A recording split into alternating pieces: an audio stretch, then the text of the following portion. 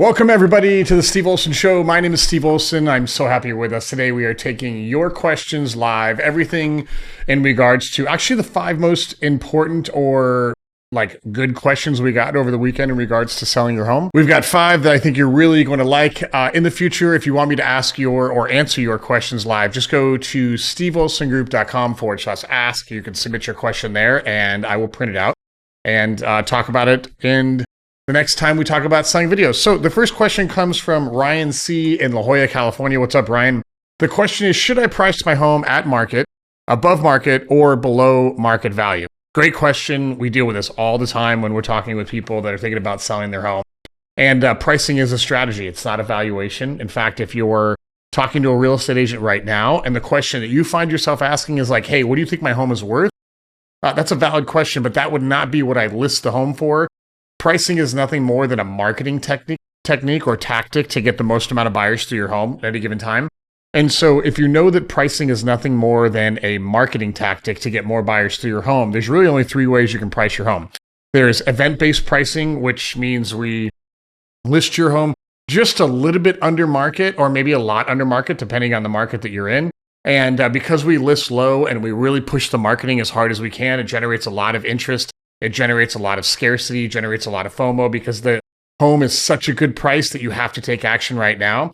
And when done correctly, that creates a lot of activity very quick. People get multiple offers, and then you take those multiple offers and you drive that price up. We call that event-based pricing. You've probably seen this in the auction world. They always start low and they get every people excited.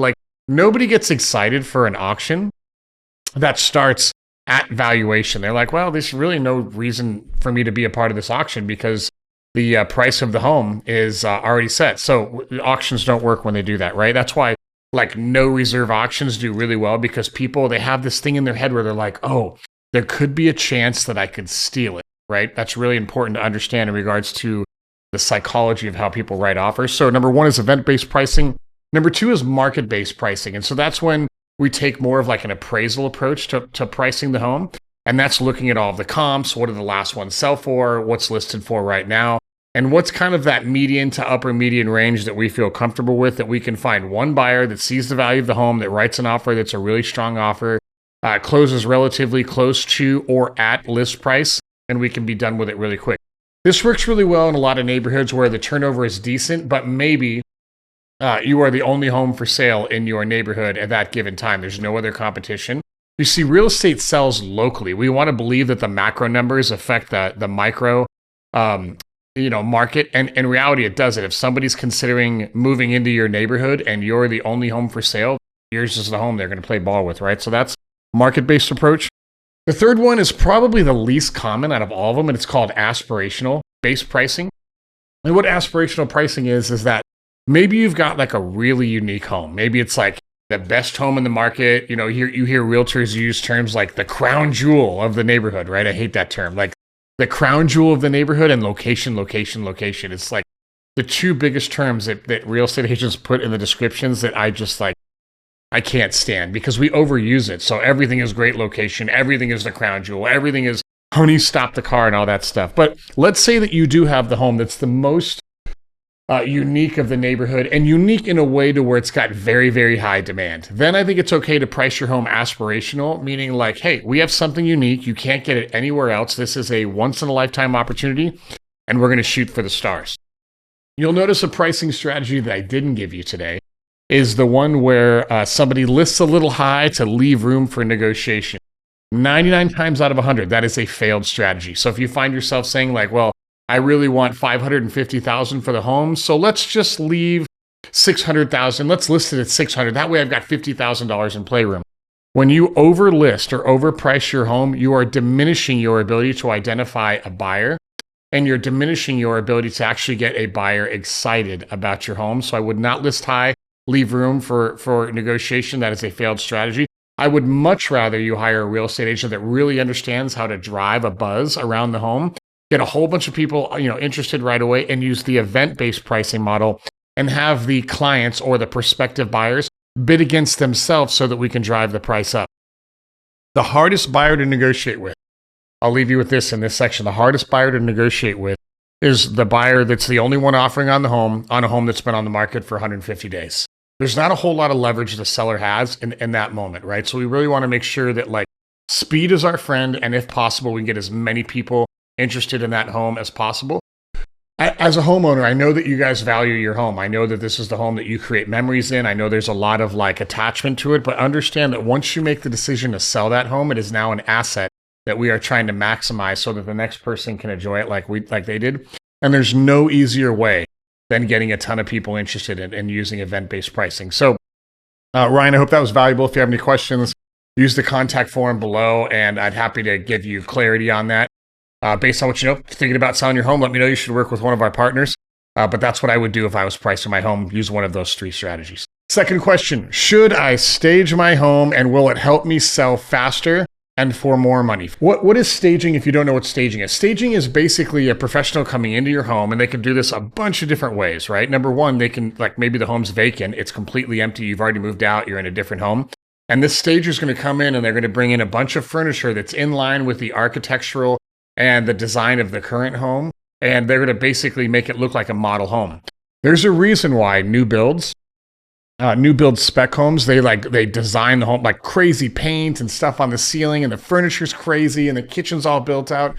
They do that because it allows the people to envision the highest use for that property. And listen, it works. I can tell you, like statistically speaking, homes that are staged professionally that look like a model home when you write through it, they sell faster, they sell for more, and most importantly, and this is why I would stage my home, is that it allows the client the prospective buyer to see how they would live in the home.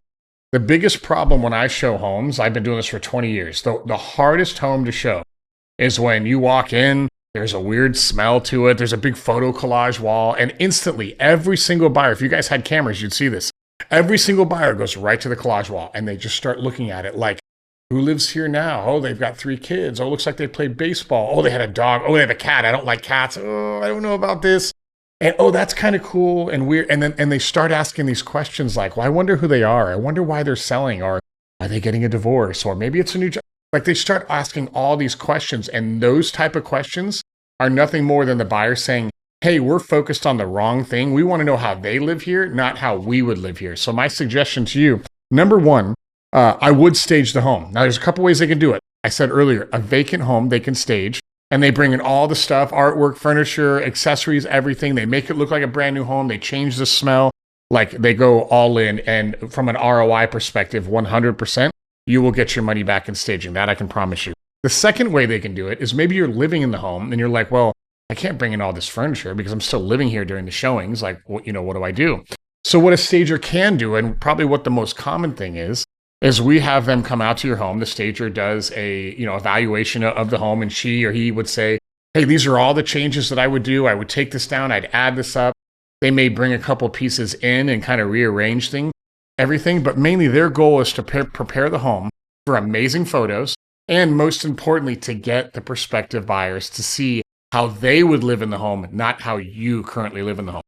Now, if your agent's doing their job, whether you're working with us or any one of our partners, or maybe you've got an agent that you're working with specifically, if they're marketing the home correctly and they're driving a lot of traffic the first couple weeks, and that first couple weeks generates multiple offers, then we only have to live like we're in a hotel for a mere, period of days. This is not something that's like, oh, I've got to do this for like 6 months. Like, we don't need to do that at all. If you do it right, you can be under contract within 10 days of it going on the market. Yes, even in a market like today, you don't need to perform like the averages. There's no reason to perform like the averages. Even in a market today, there are specific things that you can do to position your home to break a record, even in a market like today. So the question is, should I stage my home?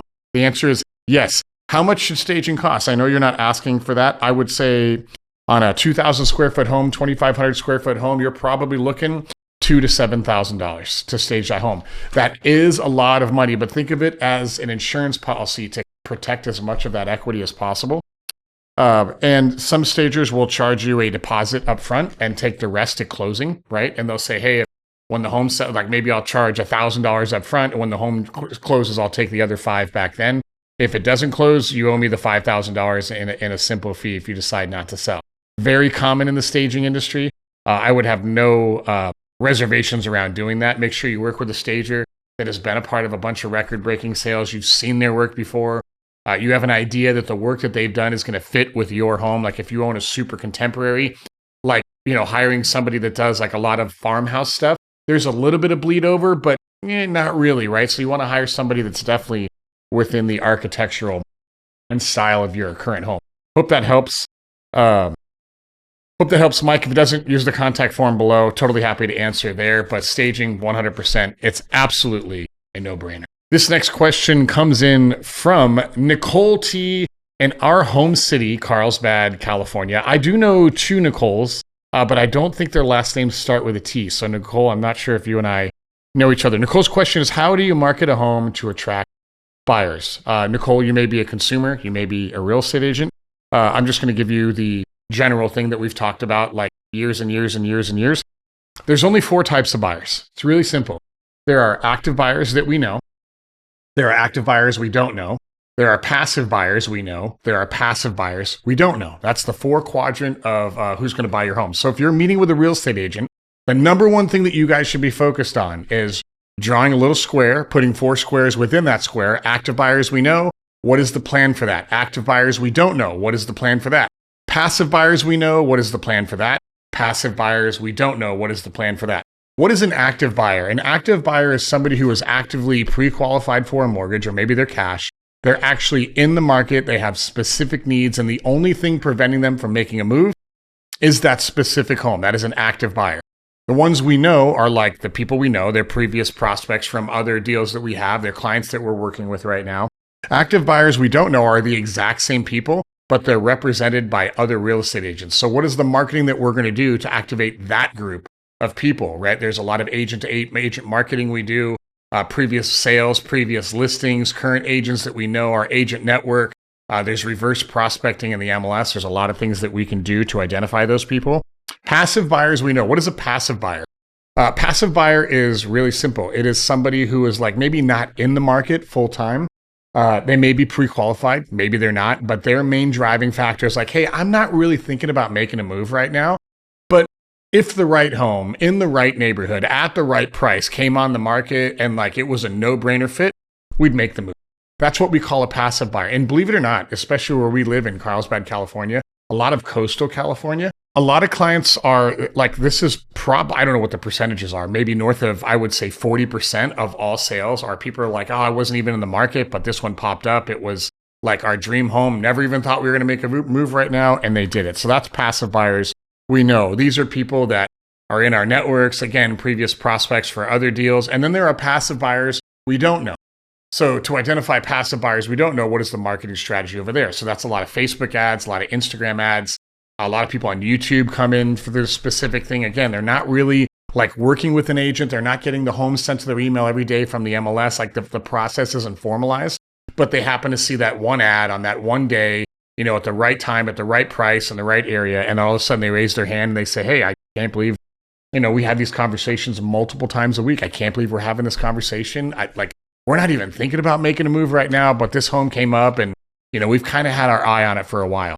Every listing that we take, we always have 1 to 2 of those conversations. Wasn't thinking about making a move, but yeah, I've had my eye on this home for a while. You guys listed it for sale, or maybe it's coming soon. Can you tell me a little bit more about it? I'm not sure if we're a right fit. I don't know, but I want to know more so we can see what that is. It would surprise you how many clients come through your home with that mentality before they even schedule a showing. So we don't want to if you're one of those people, it's like, well, I only want somebody who's like, pre-qualified and proof of funds, and they're willing to disclose everything before they come, to my home, which is fine. I understand from a safety perspective and a waste of time perspective why somebody would want to do that. But just keep in mind that more often than not, the buyer for your home is somebody who probably right now isn't even thinking of making a move, and we need to make sure that we market to all of those. So to recap, active buyers we know, active buyers we don't know, passive buyers we know, passive buyers we don't know. So as you're talking to your real estate agent, whether that's me or somebody else, I'd ask the question, do we have a marketing plan to cover all 4 quadrants of all these buyers? And if the answer is yes, and they can articulate it, you're probably going to be in pretty good shape as long as the marketing strategy and the pricing strategy as it relates to marketing is all in line. If you can hit all 4 of those, have a really good launch strategy, then I think you're going to do very well. Thanks, Nicole. Hopefully we know each other. If we don't, let me know. Further questions, contact me below. Happy to help. This next question is a great one, and it comes from Super Jason K in Pasadena, California, one of my favorite places in the country to watch football at the Rose Bowl. I know it's like a really dated stadium, but I love that place. Jason's question is, how long does a buyer have to back out after making an offer? There's two things that I want to give you right now, Jason. Number one, when they're negotiating the deal at any given time, the buyer can walk away for any reason with no notice or with instant notice until that contract is executed. So let's say that the buyer writes an offer for $1 million in Pasadena, sends it over to you. You're the seller. You're the listing. You're the you own the home. And they tell you in the contract that they're giving you 3 days to respond. And maybe the offer is not favorable. Maybe you're talking it over with your wife or your husband or whatever. And 2 days into it, you're like, you know what? I think we're going to counter, but I don't really know how we're going to counter. We'll see how this goes. And then all of a sudden you get an email from the buyer's agent that says, hey, they've withdrawn their offer. That's totally okay. They can do that. They can withdraw the offer at any given time. Now, if you sign that offer, meaning you accept it in its current form, then we have a binding contract, right? So if they offer $1 million with a 30-day close with $30,000 in earnest money, 20% down, and here are inspection and appraisal contingencies, if you unilaterally accept that contract and no counter, and you sign it and you deliver it to the buyer, right? This is really important. It has to be delivered, right? And that's why we do email. We don't do anything vocal. I do everything over email. We don't hand deliver it. We don't mail it. Everything is over email because it timestamps everything. Once it is delivered to the buyer's agent, as long as it is executed completely, the buyer is now in a contract. That doesn't necessarily mean they can't cancel, right? There's a couple things that could happen right now. Number one, they could not reach, they don't have to deposit earnest money. If they don't, that makes that contract null and void, because the actual start of escrow starts when there's consideration or earnest money. So whatever that earnest money is agreed on that contract, that has to be deposited at escrow, not given to the listing agent, not given to the buyer's agent. It definitely doesn't get given to the seller, right? But it has to be deposited in escrow.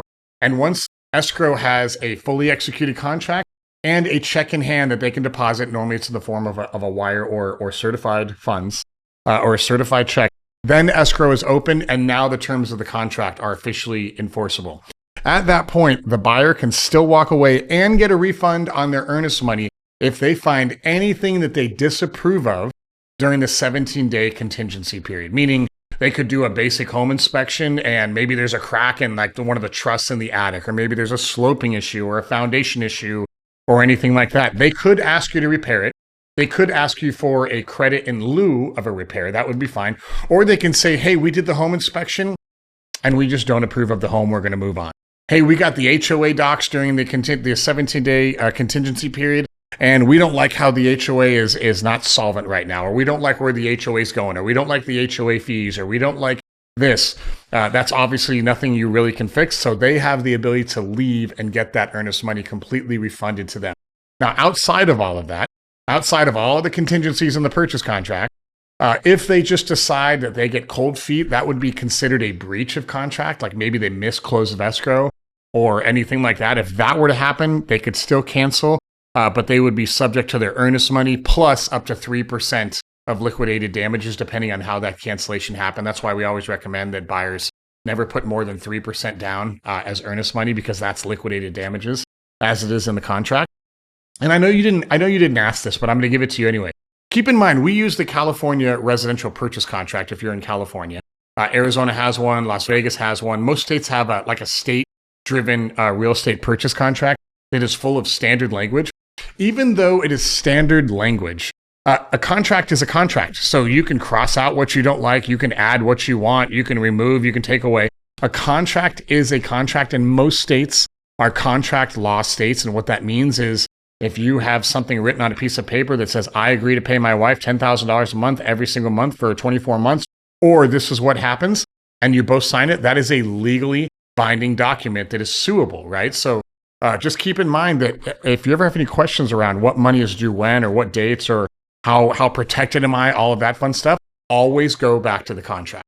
Always go back to the contract. That's really important. So they can cancel anytime during the negotiation process unless it's unilaterally signed. And then during the contingency period, depending on what state you're in, if they find anything that they disapprove of during that contingency period, they can walk away, get their earnest money completely refunded, and move back. So it's really important. If you're thinking about selling your home, I would invest in the repairs up front. Like, you know what's wrong with the home. Like, you know that this part of the paint is bad, or maybe you got termites over here. And like in Southern California, especially at the coast, like everybody either has termites or they will get termites soon. So if you go through an inspection and the home comes back with termites, like, don't freak out. That's totally normal, right? You know what's wrong with the home. So deal with all that stuff up front, because if it's not obvious to the buyer when they write the offer, I promise you 100%, it is going to come up during the inspection negotiations, and you're going to pay more for the repair then than you would have paid for up front. So if you know something's wrong, I would definitely deal with it up front. That's going to make it a little easier for the buyer to stay committed and get all the way to close of escrow. Great question, Jason. Any questions, let me know below, all right? Last question in regards to selling your home today. This comes from Sophia D. in Mission Viejo, California. And her question is, how do I evaluate offers and negotiate effectively? Well, my first answer, and I did write 3 or 4 things down for this. My first answer to this would be to hire a real estate agent that's an expert in negotiation. That would be the first answer. It's really hard for people to negotiate with things that they really love. Meaning, like, I've heard the term before, like the person who wants to deal less typically tends to win. The person who wants to deal more typically ends up paying more than they want to, or paying less than they want to, depending on what side of the negotiation they're on. And so if you have 2 things, number one, if you can get multiple people interested on your home at the exact same time, that will do the majority of the negotiating for you. Because when 2 people want the home, the price tends to negotiate up. When only 1 person wants your home, we tend to negotiate the price down. So that's something that I would keep in mind. But let's say you get 1 offer, it's been on the market for 30 days, and like the offer in hand, this is the one we need to play ball with. We want to make sure that we get it executed, but we don't want to give a whole lot of equity away just to do that, right? I'm sure that's what you're thinking of. There's 3 things in order that I want to prioritize for. And I want to prioritize around certainty of closing. That's really important. If negotiation was easy, we would just take the highest offer, we'd accept it, we'd go forward. But oftentimes the highest offer that comes in isn't always the best offer that you should accept, because it's shaky. Maybe the lender's not super confident that they're going to close. Maybe finance-wise, they're like on the brink. Maybe their credit score, you can't ask them for the credit score, but maybe the credit score is like, it's right there on the limit, and one little tiny thing in the next 30 days could put them into easily qualifying and reject. Like, we've all had those clients that, like, where it's 20 days into escrow and you go meet them for lunch or something. They show up, they're like, hey, good news. I just got a new car. And you're like, what? What do you mean you just got a new car? Yeah, it was a great deal. Like, we did it. And you're like, oh my gosh, your credit score is going to drop 30 points because of that temporarily. And that may kick you out of the pre-qualifying process. So we want to make sure that the buyers that are writing offers on that, we always have conversation with their lender, and we can't ask income and all that stuff, but we can ask, are they well qualified to be able to buy a home at this price point? And the answer is going to be subjective. And sometimes the lenders are like, yeah, no problem, no big deal, because they want the deal as well, right? But we do want to talk to them. So assuming we know that they are a good, strong buyer, there's 3 things that I would consider. Number 1, in this order, by the way, terms of the contract. How long is the escrow? What are they asking for? What's the contingency period? Do they want an appraisal contingency? Did they waive the appraisal contingency? Like, is termites really important to them? What type of, we have to give all the disclosures to them, obviously, but what type of inspections are they doing? Are they lengthening the inspection time? Are they shortening the inspection time? What's funny is to figure out where they live right now actually will determine, a pretty good percentage point around if they're going to stick. Now, we can't, the value of a buyer doesn't necessarily, if they're 20 miles away or 300 miles away, I don't know. But if they live in the neighborhood, or maybe they're one neighborhood over, they probably already know the nuances of the neighborhood, and they've been watching the neighborhood for a while. This happens a lot in coastal California. They live very close by, and that's how they write in the offer. That's a very strong point of an offer. Somebody who already knows the area is probably statistically likely more to buy. So number 1 is the terms of the contract. Number 2 is the stability of the contract.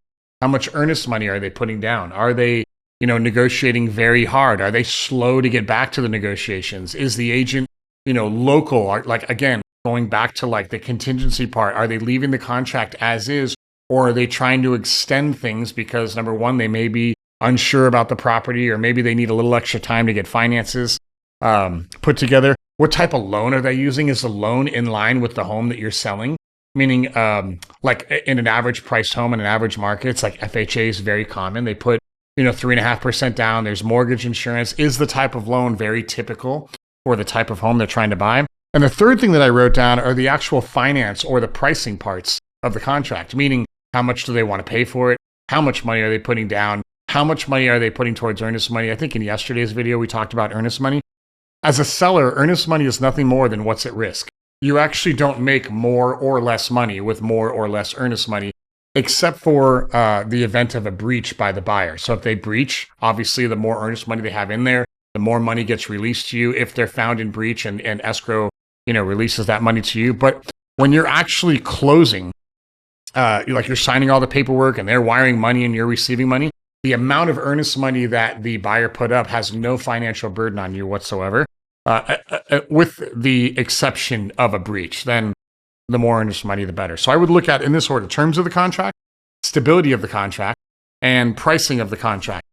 The fourth thing that's kind of like that bonus thing, I talked about it earlier in today's video. If you or your agent does an amazing job at pricing the home effectively, staging the home effectively, marketing the home effectively, launching the home effectively, and we get multiple people at the same time interested in your home, that negotiation will pretty much take care of itself, because again, we have two people that want your home at the same time. They're going to fight over each other over it. They're not going to fight against you. They're going to fight over each other. And that tends to drive the price of the home up. So our goal as real estate agents, especially in our business here locally, is we want as many people interested in that home at the exact same time as possible, because they're going to do the work for us. All right. I hope this was valuable. I hope you guys crush today is Tuesday, where we talk about everything you need to know around selling your home. If you have any questions, be sure to click the link in the description below. Just go to steveolsongroup.com/ask. Ask all those questions away. We will take that or answer that question on a future episode. And then if you need clarity on that, just send us an email based on the confirmation we send you, and we're happy to help as much as we can. All right. Love you all. Have an amazing Tuesday, and we'll see you tomorrow.